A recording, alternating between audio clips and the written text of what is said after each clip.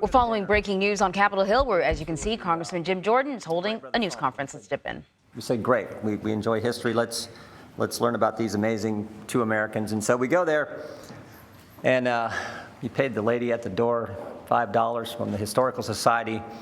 And you go on this tour and you learn all these amazing things about the Wright brothers.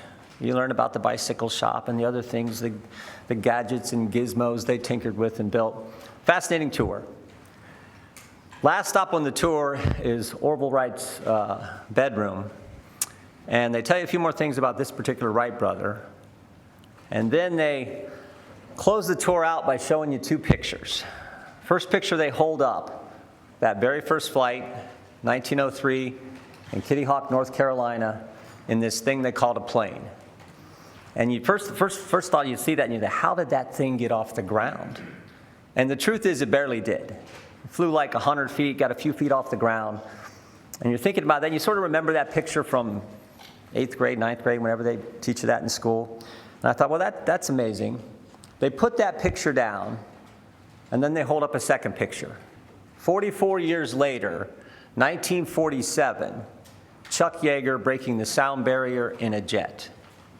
And I was like, wow, that I didn't know. That's amazing. In 44 years, we go from two guys flying 100 feet to another American breaking the sound barrier in a jet.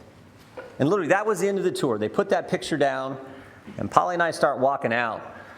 And as we're walking out that door, it hit me. Wait a minute. Why did they stop there? I represent Wapakoneta, Ohio, Auglaize County, Ohio, hometown of Neil Armstrong, who 22 years after Chuck Yeager breaks the sound barrier, steps on the moon. Stop and think about it. In 66 years, one lifetime, we went from two guys flying 100 feet to putting a man on the moon. It is a great country, the greatest country in my judgment, made up of great people.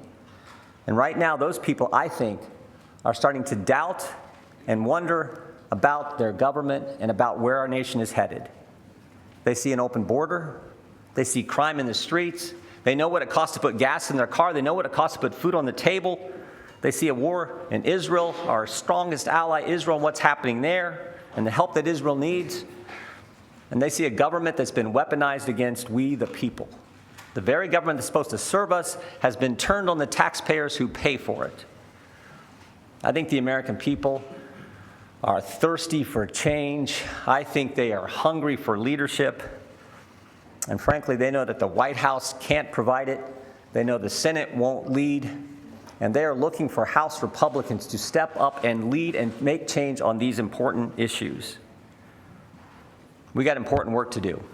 We need to help Israel. We need to get the appropriations process moving so that the key elements of our government are funded and funded in the right way, particularly our military. We need to get back to our committee work. And frankly, we need to continue the oversight work that I think is so darn important. In short, we need to get to work for the American people. We need to do what we said we were going to do. We need to do what we told them we were going to do when they elected us and put us in office. And frankly, we can't do that if the House isn't open. And if we can't open the House until we get a speaker. My favorite scripture verse is 2 Timothy 4:7. Paul's the old guy giving advice to the young guy, Timothy. And he says, fight the good fight, finish the course, keep the faith. And I tell folks, I love that verse because of the action in it. Because of the word. Americans aren't timid folks. They're people of action. And the words in that verse, fight, finish, keep, I think fit the American spirit. Americans expect their government to fight for them. They expect us to finish our work.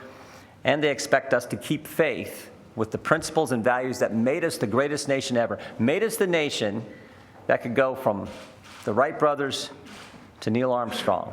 That's what we have to keep in mind. And that's the kind of attitude I think we got to have. The quickest way to get all this working is to get a speaker elected. That's what I hope we can do today. I'll take your questions. Good morning. So lay out your path. Are you just going to call roll call vote after roll call vote today and tomorrow and into the weekend and try to wear your opponents down? Because it didn't seem like you made any progress yesterday. Well, you all said that we were going to lose between the first vote and the second vote. You all said we were going to lose 10 to 15 votes. We stayed the same. We picked up a few. We lost a few. I think the ones we lost can come back. So look, there's been multiple rounds of votes for Speaker before. We all know that. I just know that we need to get a Speaker as soon as possible so we can get to work for the American people. Thank you, Congressman. So just to be clear, do you plan to grind this out this weekend if you don't get the votes today? And then secondly, President Biden, as we heard last night, is sending a $100 billion foreign aid package here to Congress. Is that something that You're making the case for why we need to get the House open so we can evaluate the package. We can't do that, can't vote on that, can't pass anything in that until we get the House open. So I got to see the package, but we certainly need to help Israel. But I got to see the package. But again, we can't do that if the House isn't open. All the more reason why we need to get the House open as soon as possible. Mr.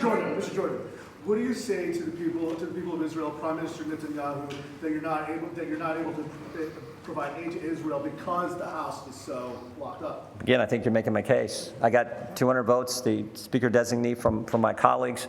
The sooner we can get this accomplished, the better for the American people who expect us to work for them and for our friends and allies like the great state of Israel. In your conversation with members yesterday, were you able to get any of the ones who didn't support you previously to pledge to you that they would switch their votes for you? We had a good conversation, and we'll continue to do that. But as I point out, the fastest way to get to work for the American people is to elect a Speaker so the House can be open and we can get things done. I'll take a couple more. Mr. Chairman, thank you. Congressman Ken Buck has said that among his doubts are the 2020 election and your view on that. So I'm going to ask you two related questions.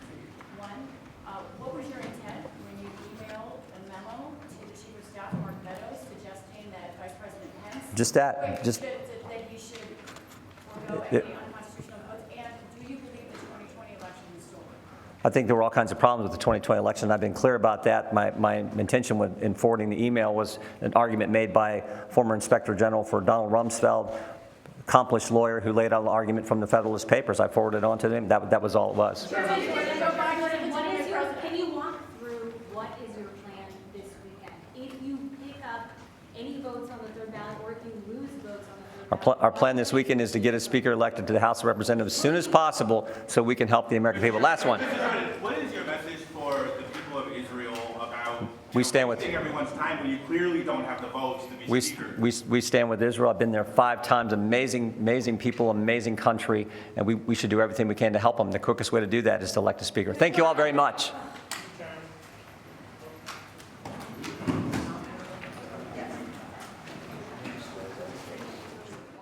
So we've been listening to Congressman Jim Jordan address reporters amid the ongoing, I guess, chaos when it comes to the House and trying to pick a Speaker. There will be another vote later on this morning. He says he's not removing his name from the list. He's the only person vying for the job.